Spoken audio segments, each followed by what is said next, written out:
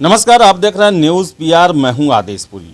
बिहार में नौकरियों के लिए सारे नौकरी के लिए एक प्रतियोगिता परीक्षा होती है। विभिन्न आयोग जो हैं हर एक लेवल पर प्रतियोगिता लेते हैं।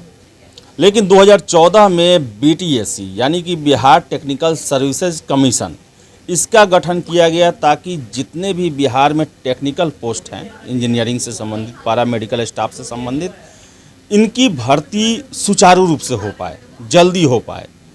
और यही कारण है कि इस आयोग में परीक्षा का प्रावधान नहीं रखा गया, क्योंकि बिहार में पता है कि कोई भी परीक्षा होता है समय से पूरा नहीं होता है, काफ़ी लंबा समय लगता है।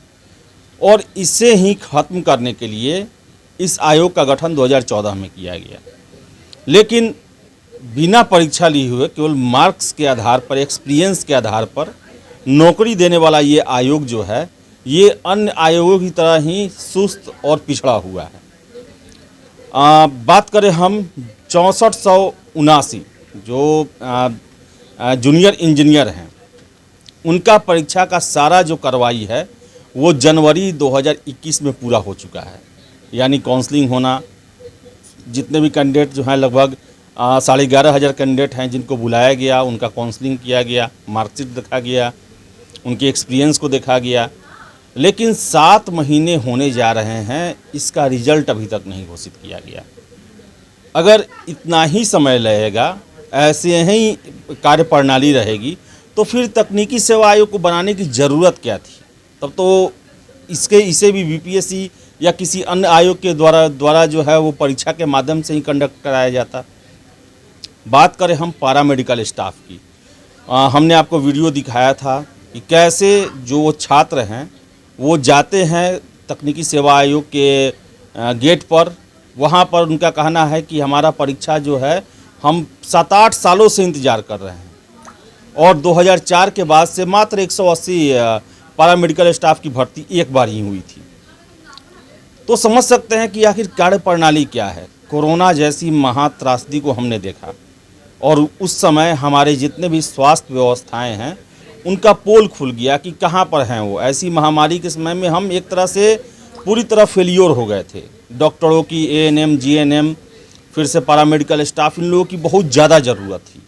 बावजूद इसके सरकार जो है कितने सालों से पैरामेडिकल स्टाफ का जो भर्ती प्रक्रिया है बीटीएससी के द्वारा, वो रुका हुआ है। वही हाल है जूनियर इंजीनियर का। बिहार में बात किया जाता डेवलपमेंट का, विकास का, इंफ्रास्ट्रक्चर का, नल जल योजना, फिर से 7 निश्चय योजना, जिसमें बहुत सारे ऐसे काम हैं जो कि यांत्रिकी विभाग के द्वारा करना है, यानी कि जिसमें इंजीनियरिंग, जूनियर इंजीनियर, इन लोगों की ज़रूरत है। बावजूद इसके 7-7 महीना से लटका हुआ है। ना आपको पीटी लेना है, ना आपको मेंस लेना है, ना ही आपको हाई कोर्ट में केस लड़ना है, ना ही आपके नोटिफिकेशन पर केस होता है, ना ही आपके रिजल्ट पर केस होता है। इन सारे प्रॉब्लमों से हटाने के लिए ही आपको ये आयोग का गठन किया गया कि कम से कम बिहार में जितने भी टेक्निकल सर्विसेज हैं उनमें स्टाफ की बहाली समय से हो सके।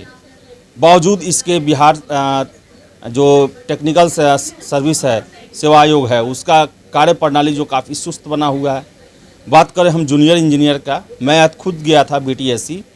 मैंने वहाँ पूछा कि जनवरी में हो चुका है काउंसलिंग की प्रक्रिया पूरा, उनका अब केवल नियुक्ति और जो भी मेरिट लिस्ट बनना है उसको जारी करना है। वहाँ बोला गया कि अभी कोई इसके बारे में सूचना नहीं है, 1.5-2 महीना बाद ही होगा कुछ। और सबसे बड़ी बात कि कोई भी आयोग होता है वहाँ हेल्प डेस्क होता है, वहाँ इंक्वायरी होता है, जहाँ पर किसी भी कैंडिडेट को दिक्कत हो या कोई भी जानकारी लेना हो, कोई भी पत्र व्यवहार करना हो, तो वो वहाँ जाकर वो बातें करते हैं। ऐसा बीटीएससी में कुछ भी व्यवस्था नहीं है। होगा भी तो कागजों पर होगा, लोगों के लिए नहीं है। वहाँ पर जाने पर पुलिस स्टाफ जो गेट पर रहते हैं उन्हीं लोग से भेंट होता है, और वही लोग जो भी होता है वो बताते हैं। तो काफ़ी आश्चर्य की बात है कि बिहार में तकनीकी सेवा आयोग का गठन किया गया, इसलिए क्योंकि जितने भी मेडिकल सर्विसेज हैं, फिर जितने भी इंजीनियरिंग से रिलेटेड हैं, कंस्ट्रक्शन से रिलेटेड हैं, उन लोगों की भर्ती समय से हो सके। लेकिन कोई असर नहीं है। इनका भी हाल बिहार के अन्य आयोगों की तरह है जो कि पंचवर्षीय योजना में किसी कार्य को पूरा करते हैं, जबकि उन्हें एग्ज़ाम लेना होता है, उन्हें पीटी, मेंस, फिजिकल, ये सब सारे कुछ लेने होते हैं। इनको कुछ नहीं लेना है। और सबसे बड़ी बात कि बहुत सारे लोग आरोप लगाते हैं कि बीटीएससी का गठन ही किया गया है गैरकानूनी काम करने के लिए, आरोप है। और कैंडिडेट ही बोलते हैं कि जो भी वहाँ बहाली होती है उसमें पारदर्शिता नहीं रहता है, एग्ज़ाम तो है ही नहीं, जो सर्टिफिकेट दिए जाते हैं पता नहीं उसका जांच कराया जाता है कि नहीं कराया जाता। बहुत सारे लोग जो है उनका ये भी दावा है कि मैक्सिमम जो बहालियाँ हुई हैं उसमें भाई भतीजावाद किया गया है, पैसे लिए गए हैं। और सबसे बड़ी बात देखिए कि हज़ारों में बहालियाँ होती है, बहुत ज़्यादा बहाली होती है। और यहाँ पर हम बीपीएससी, बीएसएससी और बीपीएसएससी के लिए कुछ 100 सीट के लिए हम लोग मारामारी करते हैं और छात्र जो है इतना जद्दोजहद करते हैं क्योंकि कंपटीशन होता है यहाँ पर। लेकिन वहाँ बीटीएससी में यहाँ ऐसा कुछ भी नहीं है, बावजूद इसके समय लगता है, समय से पूरा नहीं हो पाता है और छात्र जब जाते हैं तो कोई उनसे बात करने वाला नहीं। एक लोकतांत्रिक प्रक्रिया होना चाहिए कि कोई कितना दिन इंतज़ार करेगा, सबका एक समय होना चाहिए। ऐसा नहीं आप नौकरी देने वाले आयोग बन गए तो आपका स्वेच्छाचारिता नहीं होना चाहिए कि हाँ हमको जब होगा सुविधा हम देंगे। आपके लिए एक टाइम फ्रेम होना चाहिए, समय होना, समय सबका महत्वपूर्ण है। आपसे ज़्यादा महत्वपूर्ण समय इन युवाओं का है जिसकी जवानी को आप बर्बाद करते हैं, केवल टहलाने का काम करते हैं कि आयोग में जाइए, वहाँ पर कह दिया जाए कि वेबसाइट देखते रहें, पेपर पढ़ते रहें। और जब पूरे छात्र का जब पेशेंस जवाब देता है, वो सारे गुट में पहुँचते हैं तो आप पुलिस बुला लेते हैं। तो ये कार्यप्रणाली बदलने की ज़रूरत है। और आपका गठन बहुत, आप नए आयोग हैं बीटीएससी, काफ़ी आशाएं हैं आपको बिहार से। और आपको जो भर्ती जो आयोग के माध्यम से, परीक्षाओं के माध्यम से लेट लगता है, उस बैकलॉग को ख़त्म करना आपका जिम्मेवारी है।